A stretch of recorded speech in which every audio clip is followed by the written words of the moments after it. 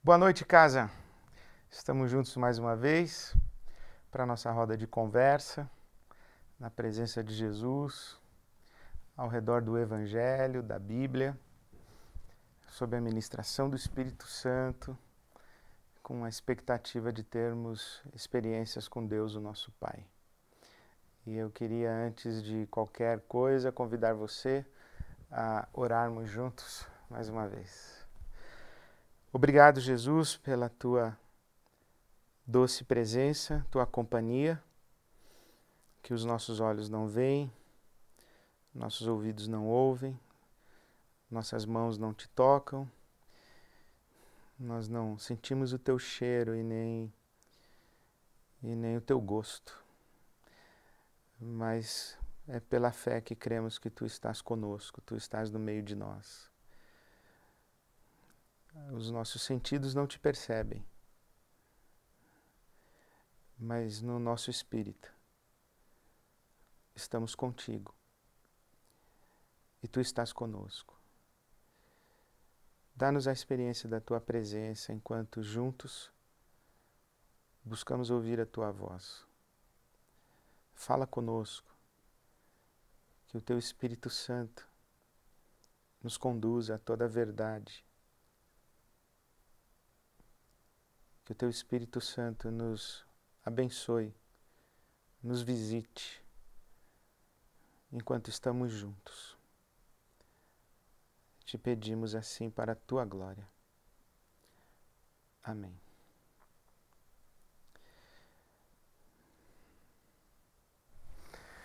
Então, muita coisa acontecendo e eu tenho recebido informações, acompanhado o Instagram, não deixe de mandar as suas fotos, os seus comentários. Mais do que as fotos, tenho ficado impressionado com os testemunhos, as partilhas, os e-mails que nós recebemos com os seus depoimentos, com as suas histórias. E isso tem emocionado bastante o nosso coração, eu falo por mim e pela equipe nossa que trabalha acolhendo cada mensagem, cada testemunho, cada foto, cada gesto carinhoso e cada compartilhar de vocês. Então, estou muito feliz com isso. A gente recebeu contatos de irmãos e irmãs que estão no México, na Irlanda, na Holanda, no Canadá, no Chile. Então, um beijo carinhoso para todo mundo e que esse encontro casa seja de fato um encontro com Deus aí na vida de todos vocês. Para nós tem sido uma experiência muito desafiadora, muito edificante, muito constrangedora para o nosso coração.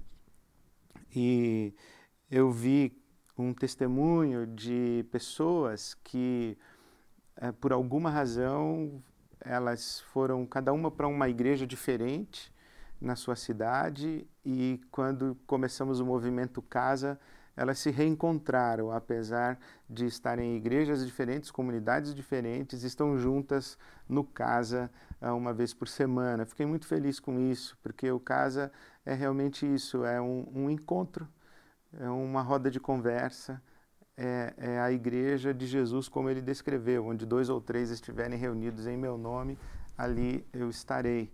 E nós podemos estar juntos em nome de Jesus e participarmos de várias comunidades diferentes, mas nós estamos na mesma igreja de Cristo Jesus e quando nós estamos juntos ali, o nosso encontro é casa. É casa de Deus, o nosso Pai, como o Baruque nos abençoa com a sua canção. Quando estamos juntos, nosso encontro é casa de Deus Pai. Também fiquei muito feliz e fico feliz quando eu recebo mensagens dos pastores que dizem que estão incentivando as suas igrejas a terem um compromisso e uma participação no movimento Casa, porque isso me alegra muito também a oportunidade de poder repartir o Evangelho dessa maneira, de oferecer esse recurso, de oferecer essa possibilidade para pastores e comunidades em tantos lugares do nosso país e até em outros lugares. Então, enfim, acho que o sopro de Deus para nós fazermos o Casa está gerando frutos para a glória de Deus e para a nossa alegria.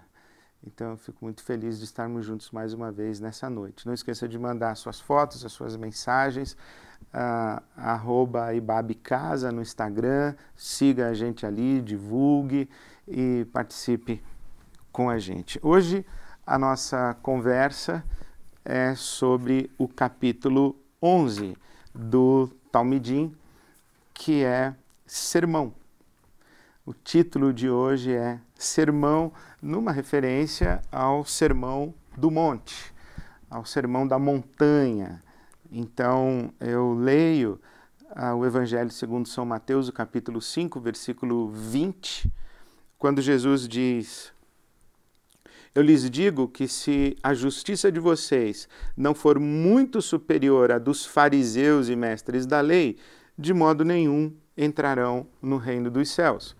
Se a justiça de vocês não for muito superior à dos fariseus e dos mestres da lei, de modo nenhum entrarão no reino dos céus. Olha, lembra que nós conversamos a semana passada sobre o jugo de Jesus, quando ele disse, meu jugo é suave e meu fardo é leve. Então Jesus, ele é alguém que se pronuncia no seu contexto como um rabino. E ele está no meio de doutores da lei, ele está no meio do movimento farisaico, que era um movimento conservador em Israel, um movimento muito zeloso da prática da lei. E Jesus diz, olha, os fariseus têm uma forma de interpretar a lei, de compreender a lei, de tentar viver a lei, a Torá, que é o caminho, né, de andar no caminho do Senhor. E Jesus diz assim, os rabinos têm o seu jugo, mas eu também tenho um jugo, e o meu jugo é suave, o meu fardo é leve. Com isso, Jesus está dizendo, eu também tenho uma forma de interpretar a lei, eu também tenho uma proposta de como é que nós vivemos a Torá, como é que nós vivemos a lei, como é que nós praticamos a justiça, como é que nós praticamos a tzedakah, como é que nós vivemos como sadiques, como justos diante de Deus. Então Jesus está dizendo isso, olha, eu também tenho uma interpretação da lei. Por isso que o Sermão da Montanha, o Sermão do Monte, é baseado nessas falas de Jesus, ouvistes o que foi dito, eu porém vos digo. Então Jesus está falando isso. Eu vou lhes dar um entendimento da lei, eu vou lhes dar uma revelação a respeito da Torá, da lei de Deus. Então, vocês ouviram o que os mestres do passado disseram, ou vocês ouviram Moisés, vocês ouviram a lei, mas eu, porém, digo a vocês, eu ofereço uma leitura para vocês. Por isso, o Sermão do Monte é tão importante, ele poderia ser chamado de o resumo da religião de Jesus, tipo, como Jesus interpreta, qual é a religião de Jesus? Bom, a religião de Jesus está expressa no Sermão do Monte. Isso levou, por exemplo, Mahatma Gandhi a dizer que se todas as páginas sagradas da história da humanidade se perdessem e fossem preservadas apenas estas poucas páginas do Sermão do Monte, que no caso são registradas aqui no Evangelho de Mateus, os capítulos 5, 6 e 7, Gandhi disse, se todas as páginas sagradas da história da humanidade se perdessem e fossem preservadas apenas as páginas do Sermão do Monte, nada teria se perdido. Tamanha a relevância dessa maneira como Jesus fala do caminho espiritual. Então, eu olho para o Sermão do Monte como um descritivo da espiritualidade de Jesus, um descritivo do caminho espiritual de Jesus.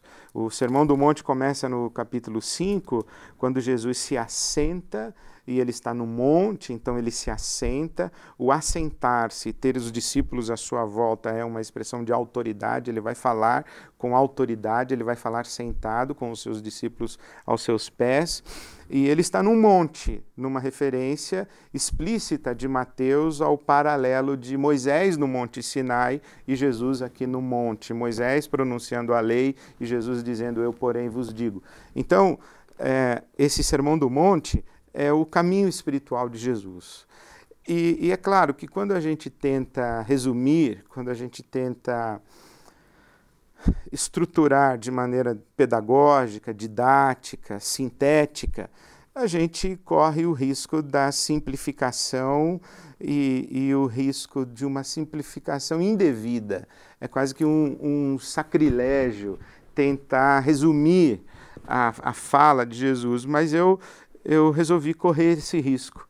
E para mim, para o meu entendimento sobre o que Jesus está falando aqui, qual o caminho espiritual de Jesus? Como é que ele diz que eu tenho que ter uma justiça que excede a justiça dos fariseus e dos rabinos de sua época? O que ele está falando? Então, eu sintetizei para mim o Sermão do Monte em 4 palavras que descrevem o caminho espiritual de Jesus. Então, as palavras que encontrei aqui foram: o caminho espiritual de Jesus, em primeiro lugar, é interior, que fala da subjetividade, fala da interioridade. Isto é, a tradição de Israel era ocupada com o que eu faço e deixo de fazer. Então são esses comentários de Jesus: olha, você ouviu o que foi dito na lei, não matarás. Eu digo, porém, se você odiar, isso equivale a você matar. Você ouviu na lei, não adulterarás, mas se você olhar com um olhar impuro, então você já cometeu adultério. Não é só a questão do fato consumado na prática concreta, a sua interioridade e a sua subjetividade conta.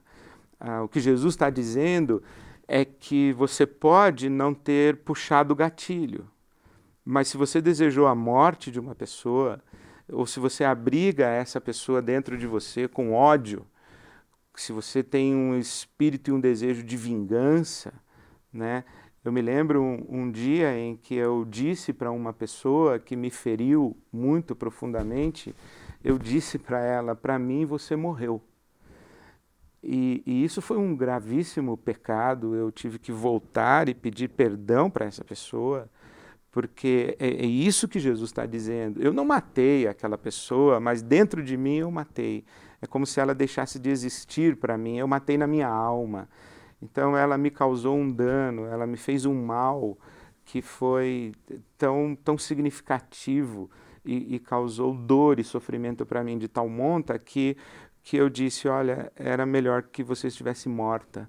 Eu disse para essa pessoa. Então, isso é um pecado, é isso que Jesus está dizendo. Então eu digo assim: não, eu não matei. Dizer, na justiça dos fariseus, eu não matei, então está tudo bem. Jesus diz: não, mas você tem ódio no coração, você desejou que essa pessoa estivesse morta, ou você desejou o mal a essa pessoa. Então, o caminho espiritual de Jesus tem a ver com a nossa subjetividade, com a nossa alma, com a nossa interioridade. Quando a gente faz uma coisa concreta, mas a nossa alma não acompanha, o nosso coração. O que o profeta Isaías fala, Deus pela boca do profeta diz: esse povo me honra com os seus lábios, mas o seu coração está longe de mim.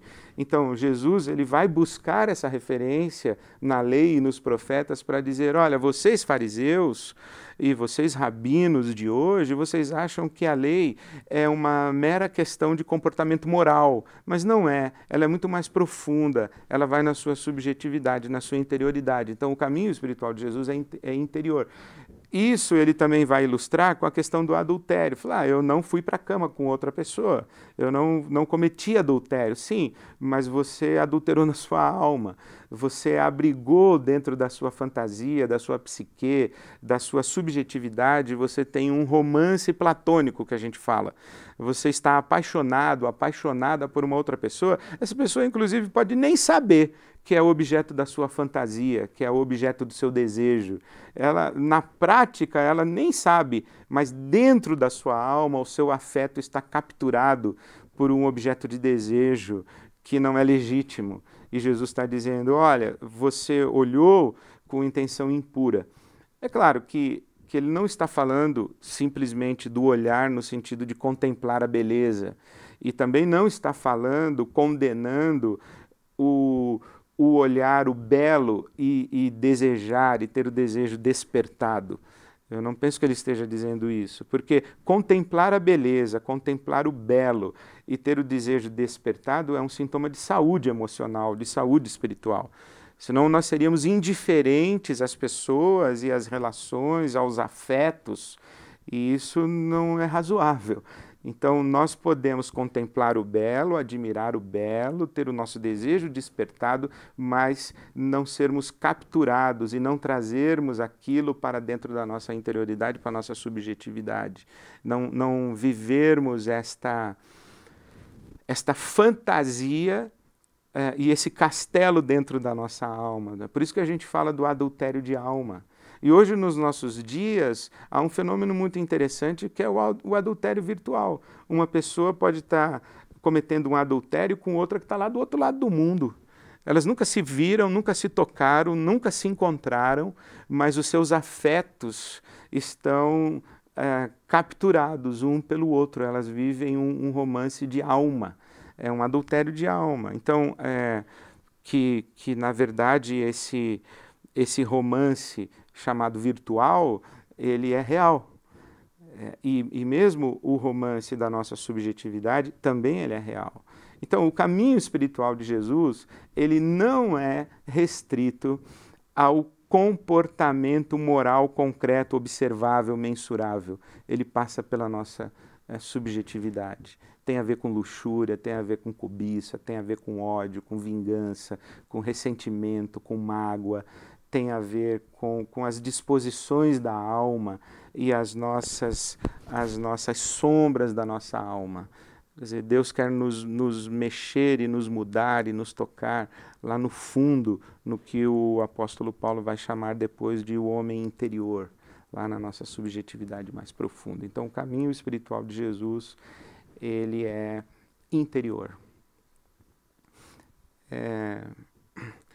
Mas a minha mãe, ela me ensinou, e ela sempre me disse isso, que de boa intenção o inferno está cheio.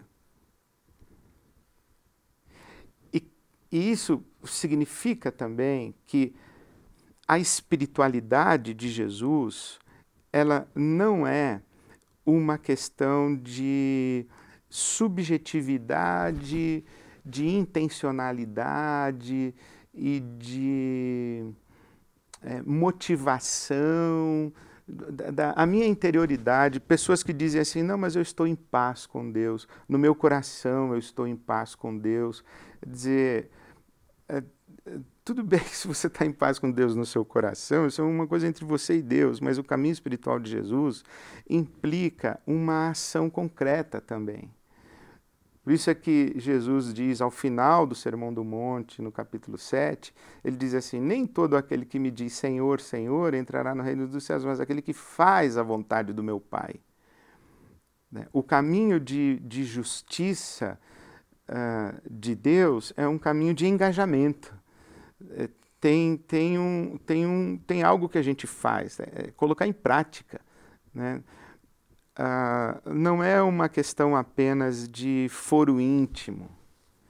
Não, a espiritualidade de Jesus não é uma espiritualidade de foro íntimo.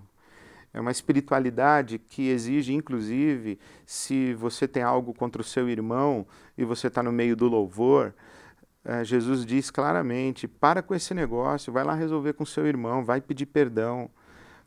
Existe alguém para você procurar.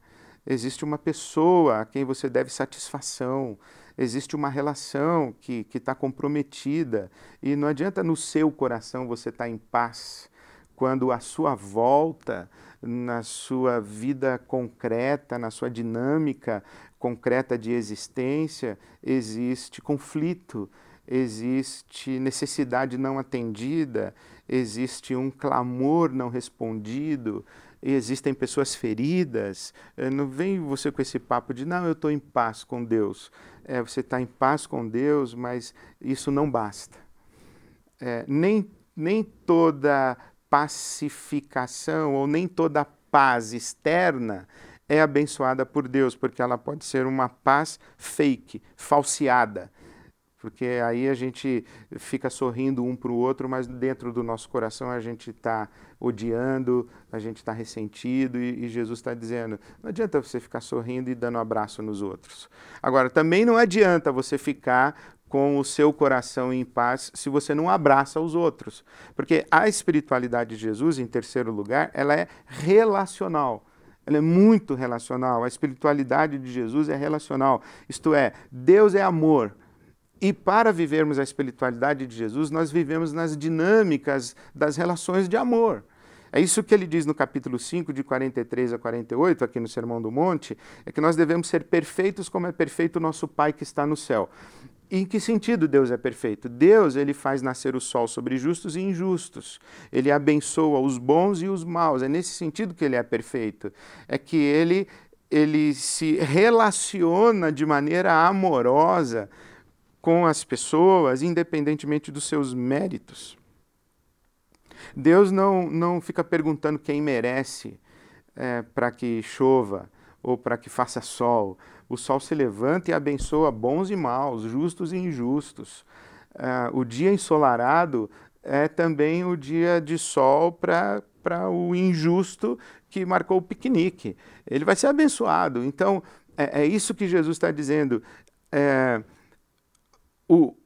A perfeição que se exige não é uma perfeição no sentido de sermos sem pecado, a impecabilidade. Não, a perfeição que Jesus está dizendo, sejamos perfeitos como é perfeito o nosso Pai que está no céu, sejamos perfeitos nas relações de amor. Vamos nos relacionar com as pessoas para além das lógicas de mérito e demérito. De quem merece e de quem não merece. Você não merece que eu trate você com dignidade. Você não merece que eu trate você com respeito. Você não merece que eu doe sangue para você. Você merece morrer. Aí Jesus está dizendo, tá vendo como você é um assassino? Tá vendo como você tem ódio no seu coração? Tá vendo como a sua espiritualidade é de foro íntimo? Você acha que está de bem com Deus, mas você não age de maneira concreta e prática em respeito ao ser humano e ao seu semelhante que está diante de você. Então a espiritualidade de Jesus, ela é interior, ela é prática e ela é relacional. E por último, a espiritualidade de Jesus, ela é teocêntrica. Ela é centrada em Deus. Ela é focada em Deus, porque muito embora nós vivenciemos o nosso caminho espiritual na dinâmica das relações de amor, isto é, não é possível você seguir a Jesus sem se relacionar de maneira adequada com as pessoas. Odiando pessoas, objetificando pessoas para o seu prazer e a sua satisfação, usando pessoas para a sua realização pessoal ou para o seu prazer pessoal. Não é possível você ser um seguidor de Jesus sem tratar a pessoa que está na sua frente de maneira concreta e de maneira íntegra, isto é, não apenas no seu tratamento prático, mas na integridade da sua subjetividade. Então não é possível você andar no caminho de Jesus sem você se relacionar em amor com a pessoa que está diante de você, está bem na sua frente. Não é possível isso. O caminho de Jesus é isso. Ele é de uma integridade subjetiva e interior da nossa alma, mas ela é prática e ela é prática nas relações pessoais. Então isso é muito importante da espiritualidade, do caminho espiritual de Jesus. Mas isso tudo que a gente faz nesse palco das nossas relações, a gente faz na presença de Deus e como se a única pessoa que realmente importasse para nós fosse Deus. É por isso que ele diz, olha, quando você estiver dando esmola, você faça isso de uma maneira tão discreta que a sua mão esquerda não vai saber o que a sua mão direita está fazendo. Faça isso no anonimato. A espiritualidade de Jesus é uma espiritualidade que nos leva para o anonimato. Porque no anonimato não existem os olhos de terceiros, existe apenas os olhos de Deus. Existem apenas os olhos de Deus. Por isso que ele fala, quando você for fazer suas orações, cara, não fica orando na esquina, não faça a sua oração em público, porque quando você está em público, é muito provável que você, em vez de falar com Deus, comece a falar com o seu público. Quando você está sendo observado e você está preocupado com a observação de terceiros, você perde Deus de foco. É por isso que ele diz, então quando você vai orar, feche a porta do seu quarto, vá para o seu lugar secreto, porque ali é somente Deus, e ali a verdade da sua subjetividade, as angústias da sua alma, elas são colocadas diante de Deus de maneira muito explícita, e você se depara com a sua verdade. Por isso que ele fala, ó, fecha a porta do seu quarto, e o seu pai que vê você no secreto, ele te dá a recompensa. É interessante isso, né? Que a oração não é uma coisa que Deus ouve, é uma coisa que Deus vê. Você fechado no seu quarto, e você está na presença de Deus, e ali você, se não está totalmente consciente de si, Deus está ciente de você, e essa é uma experiência muito interessante de integração da nossa vida concreta, prática, do nosso desempenho, da nossa performance pública com a verdade da nossa interioridade. É ali no quarto fechado da oração que a gente encontra isso. Então Jesus diz, olha, viva a sua espiritualidade como se você estivesse diante de um público de uma pessoa só, o nosso Pai Celestial. Então, quando você fizer jejum, não fica dizendo para os outros que você está jejuando. E não fica com o olho fundo, não fica com aquela cara de piedade e de sofrimento penitente.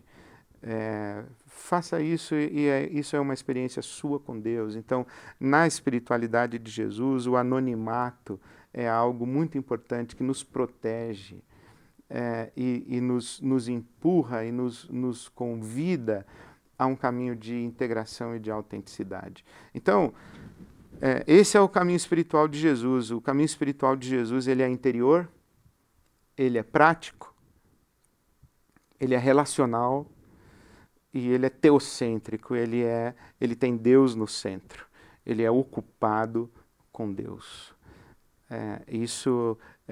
Essa é a maneira como Jesus está dizendo de uma justiça que excede a dos escribas e fariseus de sua época, que eles eram performáticos.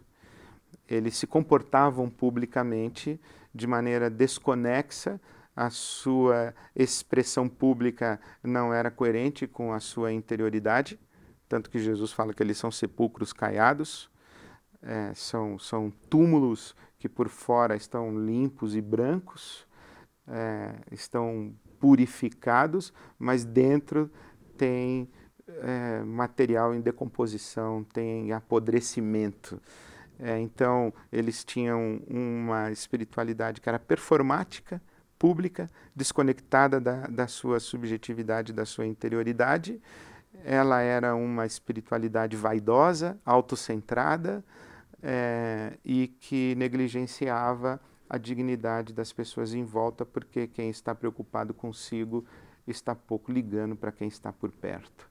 Então Jesus está dizendo, essa espiritualidade não me serve, essa espiritualidade não é o caminho, esse não é o caminho do meu Pai. Então Jesus diz, eu tenho um outro caminho para vocês, uma justiça que excede. É isso que ele coloca diante de nós hoje. Então eu queria sugerir para você a sua roda de conversa e os seus exercícios espirituais. Então a primeira coisa faça um resumo de como você entende uma justiça que excede. O que é isso? Coloque nas suas palavras isso. O que é uma justiça que excede a dos escribas e fariseus? Por quê?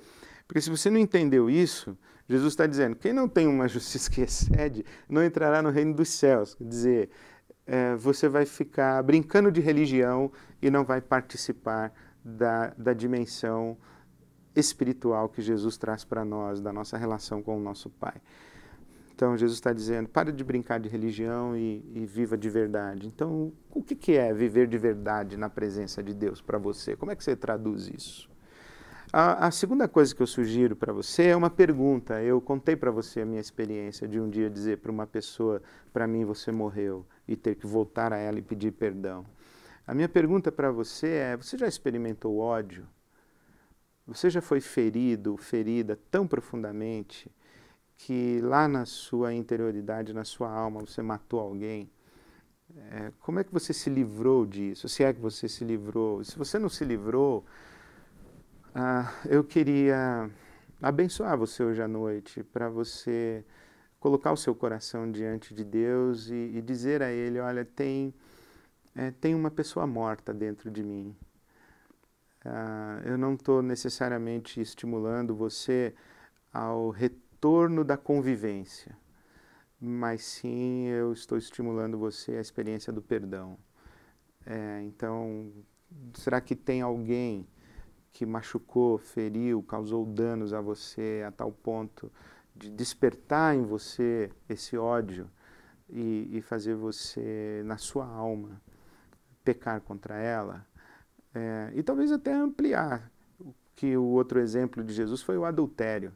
Será que você está vivendo fantasias na sua alma? Será que seus afetos estão capturados por outras pessoas ou por uma outra pessoa que não seja o seu cônjuge, o seu parceiro, a sua parceira? Será que na sua alma você está traindo o amor de alguém?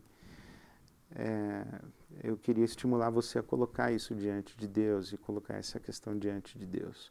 A terceira coisa é você escolher uma dessas 4 palavras: interior, prática, relacional e teocêntrica. Escolha uma dessas 4 e veja qual delas fala mais com você, qual delas chamou mais a sua atenção, qual delas interpela mais você, qual delas você escolheria dizendo, essa aqui eu quero hoje ficar com ela, eu quero comentar essa. Escolhe uma das 4 palavras. E por último, eu quero hoje estimular você a escrever 2 orações. 2 orações. Por quê? Porque uma é sua com Deus, é do seu quarto secreto, fechado. Você não precisa necessariamente compartilhar com o seu grupo, eu estou adulterando na minha alma, ou eu tenho uma pessoa que eu odeio. Você não precisa necessariamente fazer isso. Talvez isso seja aquilo que é a sua verdade interior, para que ela se torne verbalizada e exposta, você tem que fazer isso com muito cuidado, porque você pode ferir pessoas.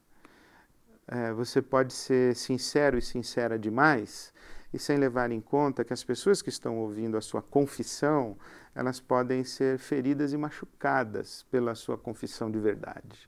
Então, por isso é que é importante a gente ter essa experiência da intimidade com Deus. Claro, se você quiser compartilhar, se você se sente à vontade, se você está num ambiente de confiança, de segurança, para você compartilhar a sua intimidade, você pode fazer isso. Mas eu quero encorajar você a escrever 2 orações. Uma que você vai guardar, é sua com Deus, você não vai contar para ninguém.